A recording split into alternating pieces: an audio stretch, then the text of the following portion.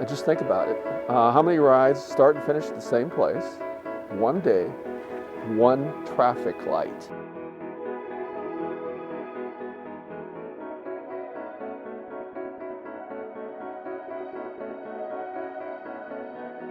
And goes through a national park, a great national park. I knew once I had come up with this ride that it could be a classic. I just had to make it work. Yes, I'm John Dixon, and in 1984 I created RAMROD. I did the original STP, and I did all the rides through '83, and it was becoming known throughout the States and becoming a two-day ride as well as a one-day ride. And I thought to showcase the beauty of the state of Washington that they should have an optional course for STP over Cayuse Pass. So I got together with the officers of Cascade and proposed this idea, and they said, okay, why don't you check it out and come back to us with the information. So in late October 1983, I was by myself, and as I was getting close to the crest of the pass, it suddenly occurred to me that there must be a circular route around Mount Rainier. So I rode all the way down to Portland, and I got back to Cascade, and they said, you know, we've been thinking about this, and we want to keep STP course the way it is. But Dave Shaw, who I think was president of the club at that time, and he did the original STP with Jerry Baker on a tandem. He said, why don't you create your own ride? And I said, you know, I've been thinking about that, because when I got home, I checked out this book, The Back Roads from Enumclaw all the way over to Route 7, you know, through Eatonville. And there's all these, you know, these cool little backcountry roads. And I go, bingo, I got it. Why don't I come up with a ride around Mount Rainier? And then the question is, do we go clockwise or counterclockwise? And I started thinking about the headwinds and the food stops, and it just became natural to do it counterclockwise. So the week before RAMROD, the first day the ride to Sunrise was open, and several of us rode up to Sunrise, and we're sitting there talking about this new ride that I'm creating, and this ranger overheard us. And he said, what? He says, you have to have a permit. This is an organized ride. You know, people are paying money. You got to have a permit. I go, uh-oh. So I met with John Jensen that following Monday, and I said, you know, I told him, and he says, well, you have to have a permit for this event. And he says, it's just too soon. We can't give you a permit this soon, you know. And I said, well, I'm sorry, but we're coming with or without a permit. I just think about it, John. There's only 50 of us. By the time we get to the park, which is 60 miles, we're going to be so spread out, you won't even know it's an organized ride. So he says, okay. So he signs off on the permit. So then we just have to get the word out.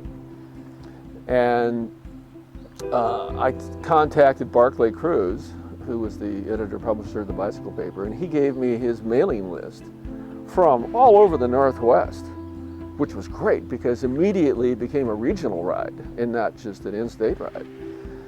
So we had, you know, 54 people signed up for the initial ride, but there was one missing piece. We didn't have a name for the ride. So word got out. You're familiar with Angel Rodriguez? He started R&E Cycles, Glenn Erickson, Angel Rodriguez. And Angel says, you know what? Let's go have a beer. He came up with about 6 different names, and one of them was RAMROD. And I looked at that and I go, bingo, that's it. That's perfect. You know? So we had a name, and we had a mailing list, and we had a permit. So we were good to go. We had 54 people sign up, 47 started the ride. We only had 3.5 volunteers. Can you imagine doing RAMROD with 3.5 volunteers? Well, obviously that is not enough. Now, we had perfect weather, and I did have a plan. My buddy George, he volunteered to do the food stop at the Banana Grove of the Patriarchs, I called it the Banana Grove of the Patriarchs because we mostly just had bananas there. And Nikki did Sunshine Point with my son Maximilian, who was 5 years old at the time.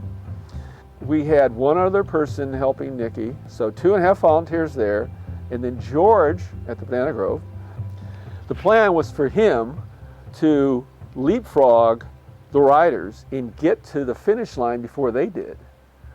Well, the riders were pretty well spread out, and it didn't work.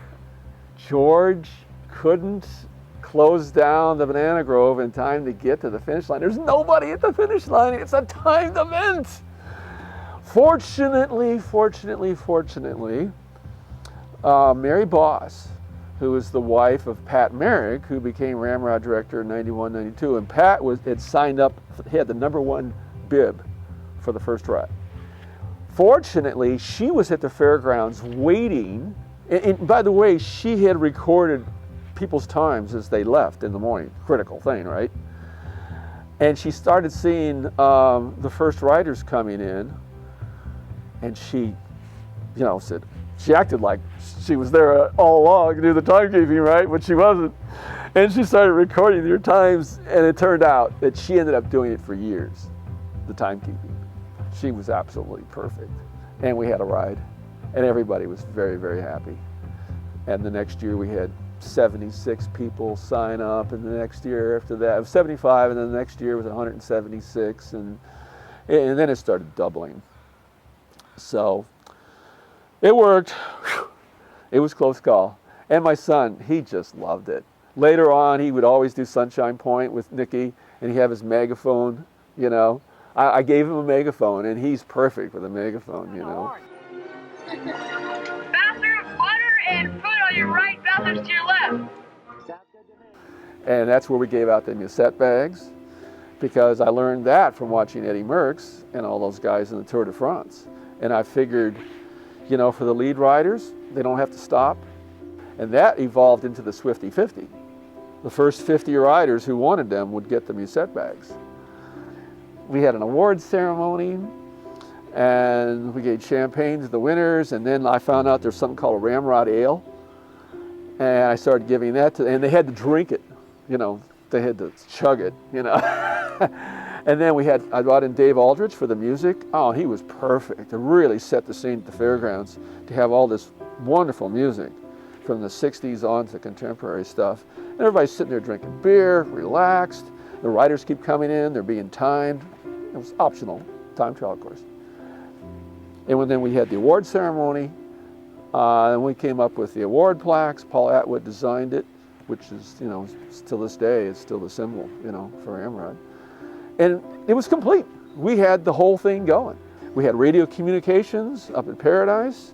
We had roving vans of expert bike mechanics who volunteered their service. These are all volunteers. We had the complete package. And for the first 9 years, we had great weather. So it was great fun. And it became an instant success.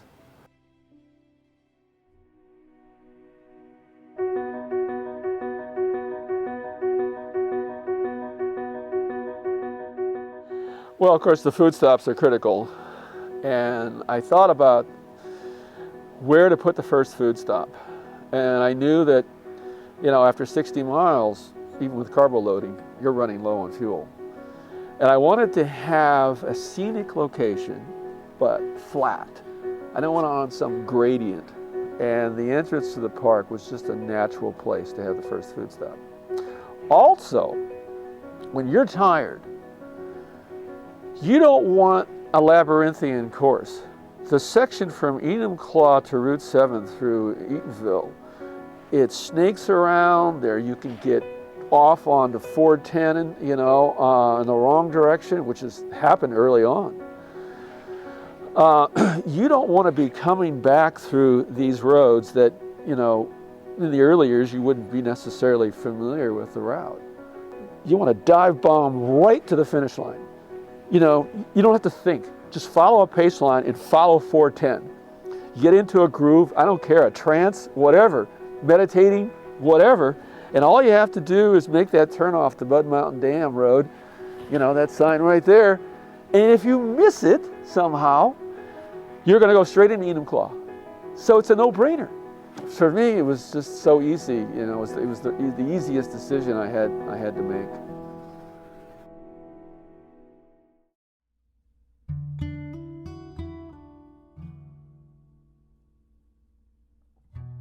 Right away, we established a relationship with Frank's Quality Produce down at Pike Place Market. And so we bought the food from them every year, and it just so happens that nectarines really ripen up perfectly by the end of July. So we'd always have nectarines.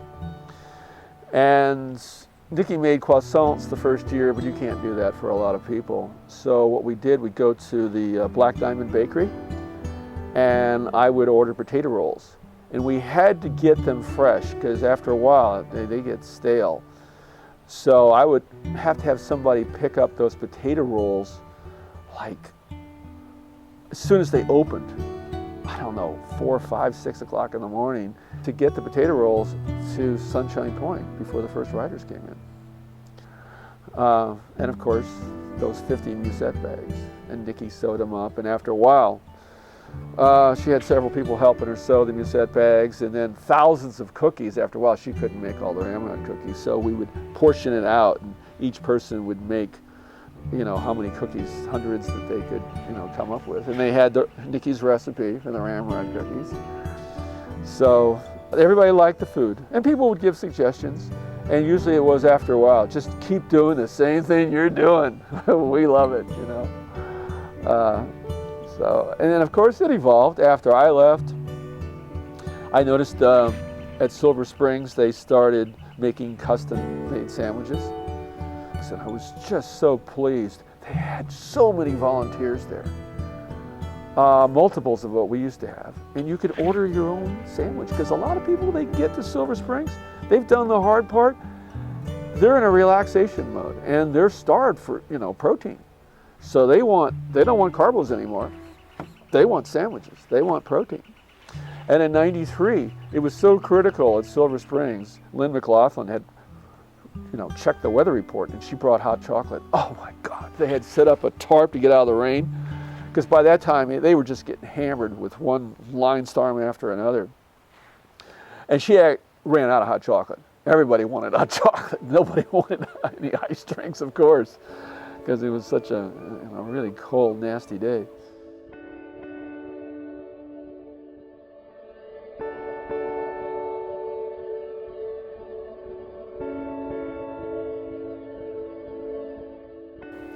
The climb up to Paradise in Cayuse. Paradise is, I don't know, I think it's just inspirational to see the mountain. It gets you up there. And then Cayuse, that's the crux of the whole damn ride. You're just digging deep for that one.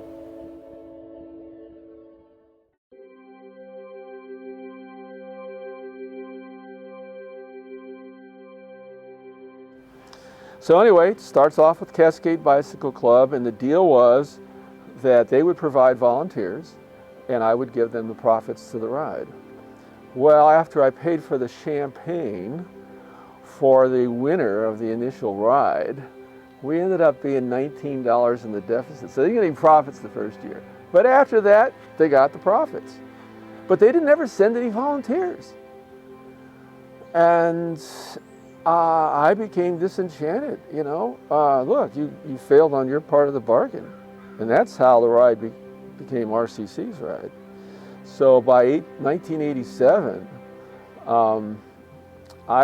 we got this growing club, RCC, Cascade, which seems to be very disinterested.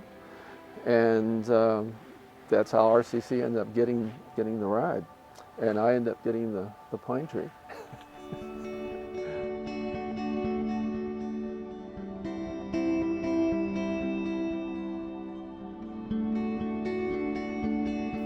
After the 85, it started doubling in size.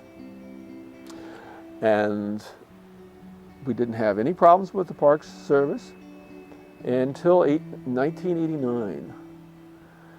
And I made a could have been a fatal mistake. And I was just joking. But I told John Jensen, the chief ranger at Mount Rainier National Park, that we were up to 600 riders in '89. And I said, you know what? I think for 1990, we'll just make it unlimited registration. I was just kidding. But he took me seriously, and that he talked to Neil Goosey, the superintendent. So they sent me out the permit in January of 1990, and I was shocked. They said there was a limit of 200 riders. And that would have killed the ride for a lot of reasons. And in the '85 RAMROD, I got hit by a Winnebago and knocked me in the ditch. And that got me to thinking that was on a Sunday, that maybe a weekend ride was not so good. But it took me a while to kind of, change things. And their biggest problem with RAMROD getting so big was because there's no shoulder in the park. It's dangerous, especially on weekends when all the traffic is going up to Paradise. So I figured, I think I can work this out. So immediately notified these 600 RAMRODers, and they went through the roof.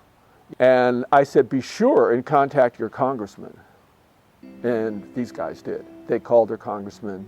And I remember one time I got a phone call. Nikki says, you got a phone call from Slade Gordon. And I'm in the shower, I'm talking to Slade Gordon. He says, what the hell's going on with Mount Rainier National Park? He says, I'm getting flooded with phone calls. And so I'm getting calls from our congressman, from Slade Gordon, and naturally Neil Goosey's getting these phone calls too. And finally he contacts me and he says, I think we need to talk. And they said, well, you know why we did what we did, because of the traffic situation. It's dangerous out there. And I said, Superintendent John Jensen, I have a plan. How about if we move RAMROD to a weekday? How about a Thursday? And they like that. They like that. So they said, okay, what we're going to do is we're going to let you have up to 800 riders. So I was relieved, and we were very fortunate.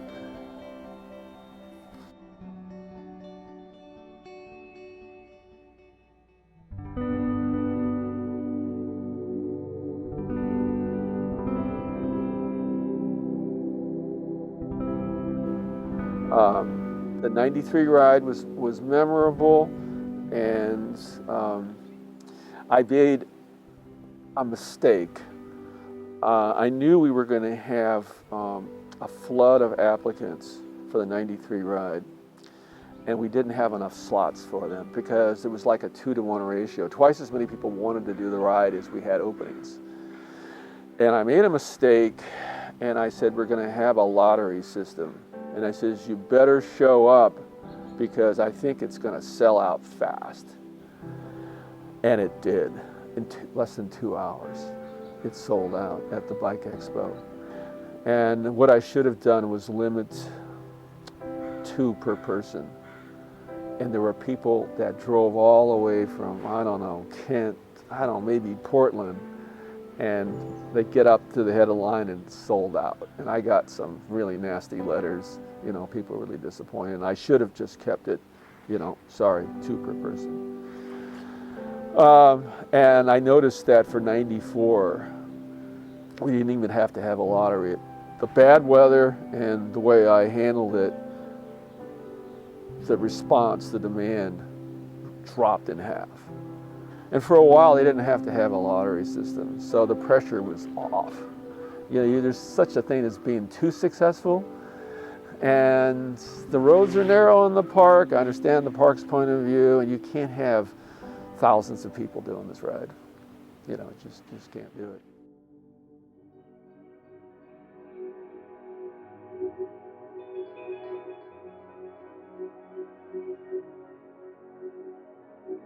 I think I was influenced by the first STP. That was a sanctioned, timed event. I was always fascinated by time trials. the tell of the tape, the test of truth. And so I thought, why not? You know, so it was just a natural thing. All I had to find was a timekeeper, and, you know, computers. What was it? Apple computer, 1980s. You know, I mean, we had the technology. There were a couple guys that I'll never forget, Martin Criminale and Rick Benson. They set the course record, 7 hours and 15 minutes, the two of them riding together.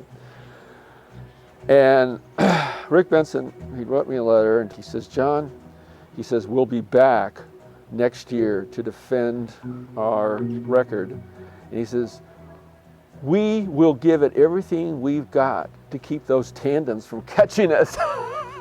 You know, you always have these rivalries, and it's true. The tandems never caught these guys. And actually, the guy who broke their record, a young fella, I heard that on the way up to Paradise, he was cheating. He was getting pulled up by his support vehicle. I didn't say anything about it because I didn't have proof of it. But as far as I'm concerned, Martin Criminale, Rick Benson still have the record.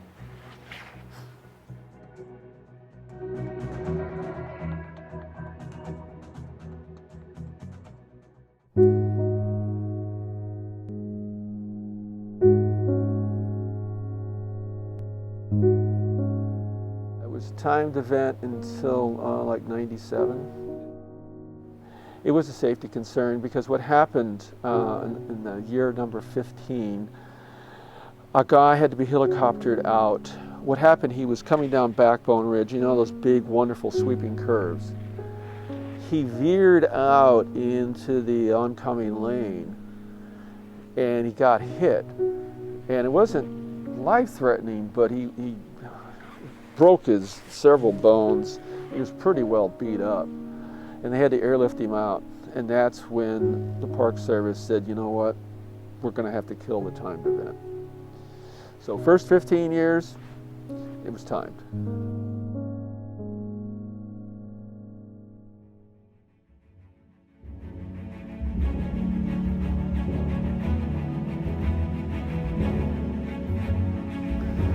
I think creating RAMROD was one of the reasons why it was successful. It was not just it was the setting and all of the other things I talked about, but I think that at that point, cycling was becoming sexy. They're getting away from the baggy wool clothing. You know, the bike shops that were opening and everything that was the exploding technology, it all came together. Perfect timing for RAMROD. So with Greg LeMond and the rest of them, was it the 7-Eleven team? And women's racing was starting to come on a little bit with Connie Carpenter and Rebecca Twigg. So I think the timing was really critical, and they say timing is everything in life. So that was a big part of it too.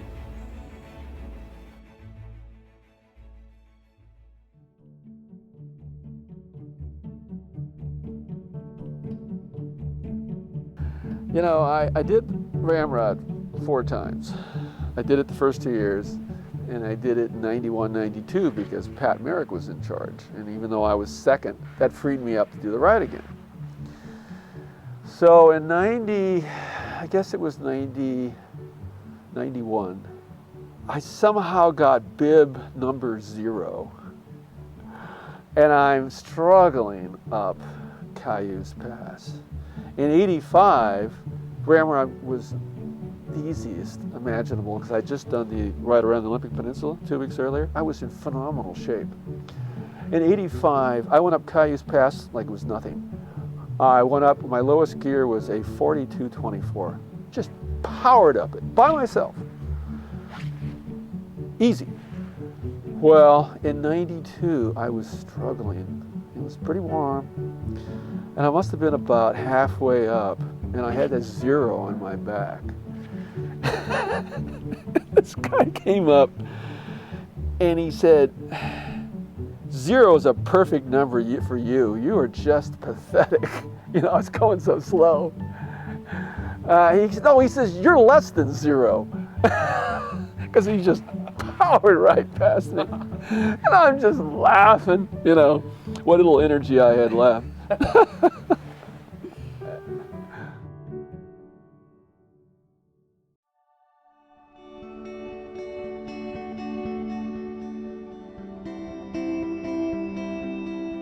I just love flying down Backbone Ridge into Box Canyon, you know, through Stevens Canyon. That's really exciting. That and getting into a big pace line on 410 coming into the park. You know, these enormous pace lines where people are just hammering, you know, and rotating through, and everybody's thinking the finish line. You know, and a lot of people say, what's the best thing about Ramrod? The finish. You know, getting to the finish line. So, yeah. Well, and also coming into the park, Nisqually. Nisqually is so beautiful. When that light, shafts of blue light coming through the old growth forest and that winding road, oh, it's heaven. I mean, you just think, wow, am I so lucky to be alive today? And actually, in part in the park, it's just wonderful. It's just wonderful. That's 1/3 of the, you know, the experience.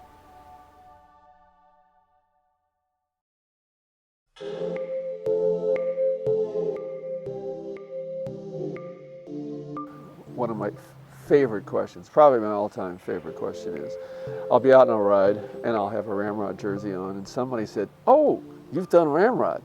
And I said, "Yeah, I created Ramrod." And they just go, it just sort of stops them in their tracks, and they just sort of look at me like, he kind of looks like he might have, you know, he's an old guy, but he's still, you know, slim, and he's on his bike. But I just love when they ask that question.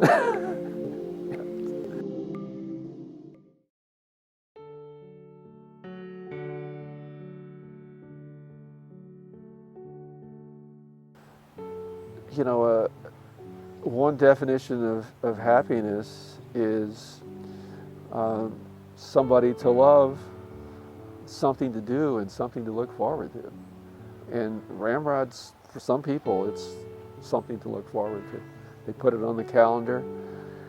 They get to ride with their friends, or friends and family, and that bonding that goes on. And then, you know, it's like you covet something, a material item, maybe it's even something that's beautiful like an iPhone or something like that. But once you have it, it's sort of diminished its appeal. But an experience you take with you as long as you have memory of that experience. A lot of people now are collecting experiences. If you do that with family and friends, after a while it creates identity, it creates a life. And an event like Ramrod can do that for people. I don't know, I'm biased obviously, but to me Ramrod's the perfect ride, the perfect bicycle ride. It's got it all. It's just got it all. And now it's got tradition. And now it's got patina.